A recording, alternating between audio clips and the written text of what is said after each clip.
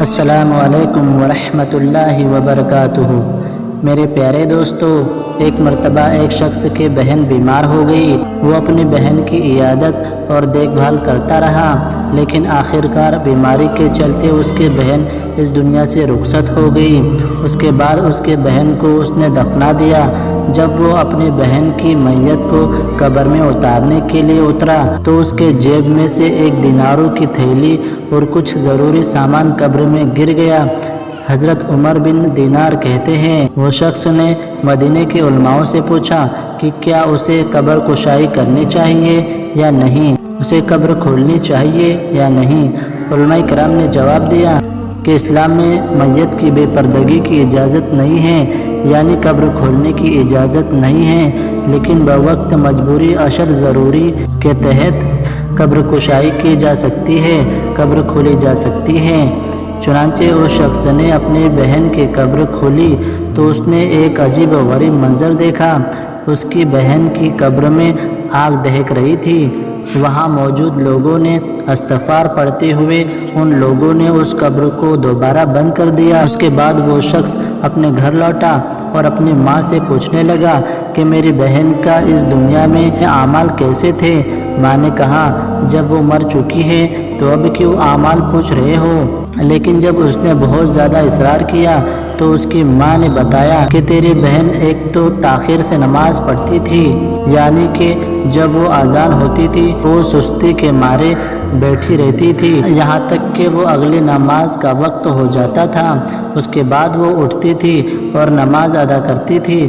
اس شخص نے جواب دیا، چاہے وہ نماز دیر سے پڑھتی تھی، یہ ایک عیب ضرور تھا، مگر اپنا فرض ضرور ادا کرتی تھی، تو اللہ تو بہت غفور الرحیم ہے۔ مجھے اس کے بارے میں کچھ اور بھی بتاؤ تاکہ میں یہ جان سکوں کہ اللہ کے کس عذاب کا وہ شکار ہو رہی ہیں۔ اس کی ماں نے جواب دیا، تیری بہن میں ایک خرابی اور تھی۔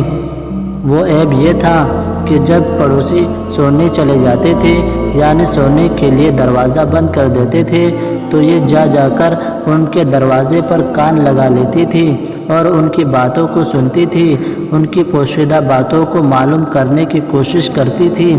اس پر اس شخص نے جواب دیا، ہاں، اسی ایک بات نے اسے ہلاک کر ڈالا۔ اس نے دوسروں کی پوشیدہ باتوں کی کھوج کی، دوسروں کا پردہ خراب کیا، اللہ نے اس کا بھی پردہ نہ رکھا، اور مرنے کے بعد قبر کا عذاب بھی لوگوں کو دکھا دیا تاکہ دنیا کے لوگ اس کا انجام دیکھ سکیں اور عبرت حاصل کر سکیں۔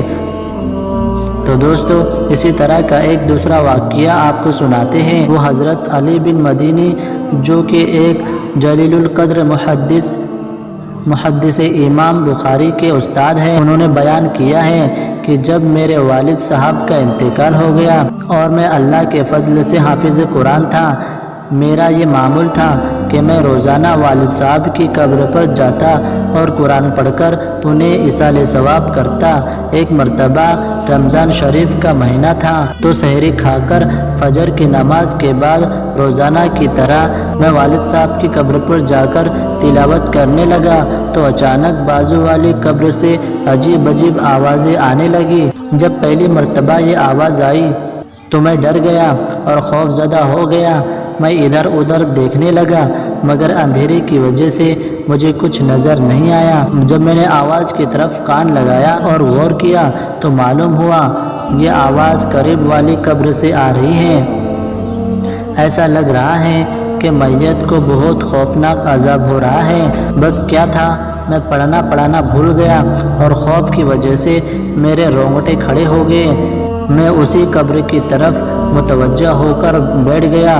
پھر جو دن کی روشنی پھیلنے لگی، آواز بھی ہلکی ہونے لگی۔ پھر اچھی طرح سے سورج نکل آنے کے بعد آواز آنا بالکل بند ہو گئی۔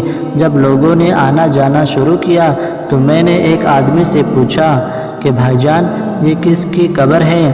اس نے ایک ایسے شخص کا نام بتایا جس کو میں پہلے سے ہی جانتا تھا، کیونکہ وہ شخص ہمارے محلے کا تھا اور پکا نمازی تھا۔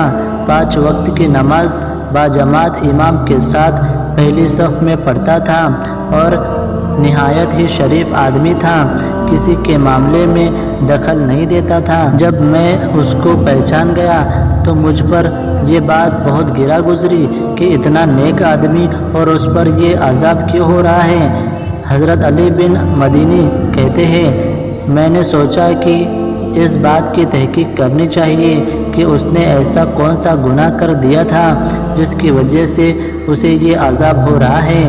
چنانچہ میں محلے میں گیا اور اس کے دوستوں سے پوچھا کہ فلاں شخص بڑا نیک عابد اور زاہد آدمی تھا، لیکن میں نے اس کو عذاب کے اندر مبتلا دیکھا ہے، اس کی کیا وجہ ہے؟ ان لوگوں نے بتایا کہ ویسے تو وہ بہت بڑا نیک اور عبادت گزار آدمی تھا، اس کی کوئی اولاد نہیں تھی، اس کا ایک بہت بڑا کاروبار تھا۔ جب وہ بوڑھا ہو گیا، اس کے اندر کاروبار کرنے کی طاقت نہ رہی اور کوئی دوسرا کاروبار چلانے کی اس میں ہمت نہ رہی، تو اس نے اپنے ساتھیوں سے مشورہ کیا اور خود بھی سوچا کہ اب تو میں کمانے کے قابل نہیں رہا، کوئی طریقہ مجھے نکالنا چاہیے۔ تو اس نے سوچا اور اس کے دوستوں نے کہا کہ تو اپنا سارا کاروبار ختم کر کے جو بھی پیسہ آئے وہ کسی کو دے دے، اس پر سود وصول کر کے آرام سے بیٹھ کر کھا، یعنی کہ تو اپنا سارا کاروبار ختم کر دے اور جو بھی پیسے تیرے پاس بچے ہیں ان کو سود پر اٹھا دے اور سود لے کر کھاتا رہے۔ اس نے سارا حلال کاروبار ختم کر دیا اور جو رقم ملی اس کو سود پر لگا دیا، چنانچہ وہ کاروبار سے فارغ ہوا۔ اسی لیے وہ ہر وقت مسجد میں ہی رہتا تھا، 5 وقت کی نماز امام کے پیچھے پہلی صف میں پڑھتا تھا اور پورا دن ذکر میں مشغول رہتا تھا۔ اسے ہر مہینے سود کی رقم مل جاتی تھی، جس کی وجہ سے مہینے بھر کا اس کا سارا گزارا چلتے رہتا تھا۔ علی بن مدینی فرماتے ہیں یہ بات سن کر میں سمجھ گیا کہ اس کو جو عذاب ہو رہا ہے وہ اسی سود خوری کے گناہ کا وبال ہے۔ اللہ پاک قرآن پاک میں صاف طور پر فرما چکا ہے، جس کا مفہوم ہے سود تو اللہ اور اس کے رسول کے ساتھ کھلی جنگ ہے۔ جس شخص نے اللہ اور اس کے رسول کے ساتھ جنگ کی وہ کیسے کامیاب ہو سکتا ہے؟ تو دوستو دیکھا آپ نے کہ سود کا کیا وبال ہے، اس آدمی کو کتنا خطرناک عذاب ہو رہا تھا۔ ہم اللہ پاک سے دعا کرتے ہیں کہ اللہ پاک ہمیں اور آپ کو قبر کے عذاب سے محفوظ فرمائے، نیک عمل کرنے کی توفیق عطا فرمائے، اللہ تعالیٰ کہنے سننے سے زیادہ عمل کرنے کی توفیق عطا فرمائے، آمین ثم آمین۔ تو دوستو ویڈیو آپ کو پسند آئی ہے تو لائک ضرور کر دیجیے گا اور اس ویڈیو کو شیئر ضرور کر دیجیے گا، اور اب تک آپ نے ہمارے یوٹیوب چینل کو سبسکرائب نہیں کیا ہے تو سبسکرائب ضرور کر دیجیے گا۔ تو دوستو پھر ملاقات کروں گا ایسی ہی ایک نئی ویڈیو کے ساتھ، تب تک کے لیے اجازت چاہتا ہوں۔ السلام علیکم، اللہ حافظ۔